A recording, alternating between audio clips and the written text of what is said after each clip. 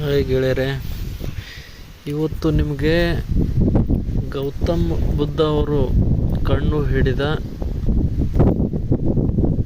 Vipassana meditation ಆನಾಪಾನ ಹೇಗೆ ಮಾಡಬೇಕಂಥೇಳಿ ನಿಮಗೆ ಡೀಟೇಲಾಗಿ ತಿಳಿಸ್ಕೊಡ್ತೇನೆ. First ಒಂದು ಪ್ಲೇಸಲ್ಲಿ ಚೆನ್ನಾಗಿ ನೀವು ಕುಳಿತಾಗ ನಿಮ್ಮ ಬಾಡಿ ಎಲ್ಲೇ ಟೈಟಾಗಿ ಹಿಡ್ಕೋಬೇಡಿ, ಸರಳವಾಗಿ ಬಿಟ್ಟುಬಿಡಿ. ಅದನ್ನು ಯಾವ ರೀತಿ ಇದೆಯೋ ಆ ರೀತಿ. ಬೆನ್ನು ಮಾತ್ರ ಸ್ವಲ್ಪ ಸ್ಟ್ರೇಟಾಗಿ ಇಡುವಂತೆ ನೋಡಿಕೊಳ್ಳಿ.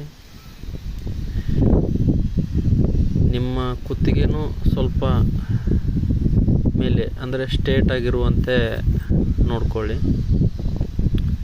ಮೊದಲನೇದಾಗಿ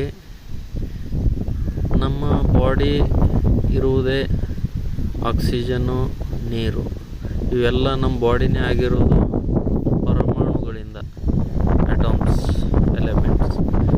ಸೊ ಅದಕ್ಕಾಗಿ ನೀವು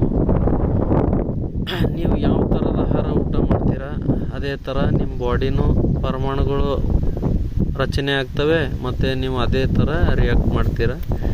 ಬಾಡಿ ಬೇರೆ, ಮನಸ್ಸು ಬೇರೆ, ಚಿತ್ತ ಬೇರೆ.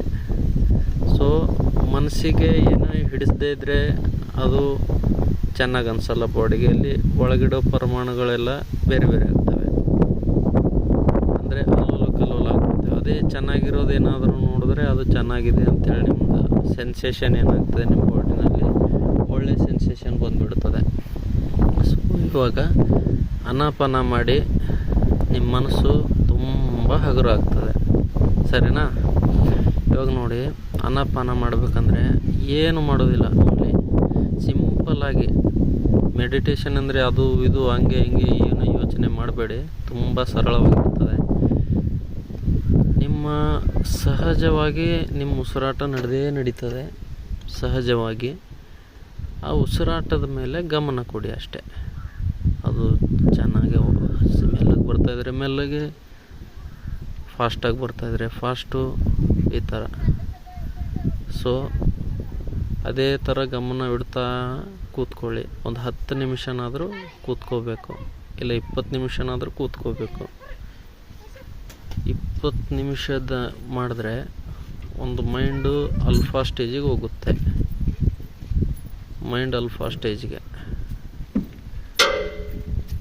ಅದಕ್ಕೆ ನೀವು ಏನು ಮಾಡಿ, ಒಂದು 20 ನಿಮಿಷ ಆದರೂ ನೀವು ಸರಳವಾಗಿರುವಂಥ ಉಸಿರಾಟ, ಅದರಲ್ಲಿ ಯಾವುದೇ ಯೋಚನೆ, ಭಾವನೆ, ಅದು ಇದು ಏನು ತಲೆ ಕೆಡಿಸ್ಕೊಳ್ಬೇಡಿ. ಏನೇ ಬರ್ತಾಯಿದ್ರೂ ಬರಲಿ, ಹೋಗ್ತಾಯಿದ್ರೆ ಹೋಗಲಿ, ಅದ್ರ ಬಗ್ಗೆ ತಲೆ ಕೆಡಿಸ್ಕೊಳ್ಳೋದೇ ಇಲ್ಲ, ಅದಕ್ಕೆ ರಿಯಾಕ್ಟೇ ಮಾಡೋದಿಲ್ಲ ನಿಮ್ಮ ಬಾಡಿ.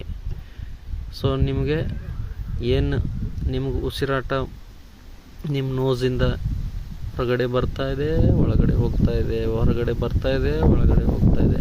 ಸುಮ್ಮನೆ ಅದಕ್ಕೆ ಒಂದು ದೂರದಲ್ಲಿ ಯಾವುದೋ ವ್ಯಕ್ತಿ ನೋಡ್ತಾ ನಿಂತ್ಕೊಳ್ತಾನಲ್ಲ, ಆ ಥರ ಸುಮ್ಮನೆ ನಿಮ್ಮ ಶ್ವಾಸವನ್ನು ನೀವೇ ನೋಡ್ಕೋತಾ ಇರಿ.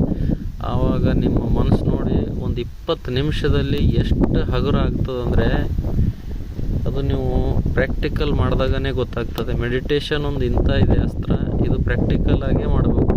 ಇದು ಹೇಳೋದ್ರಿಂದ ಕೇಳೋದ್ರಿಂದ ಬರೋದಿಲ್ಲ.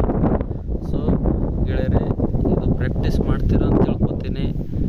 ನಿಮ್ಮ ಜೀವನ ಉಜ್ವಲ ಆಗುತ್ತೆ. Thank you.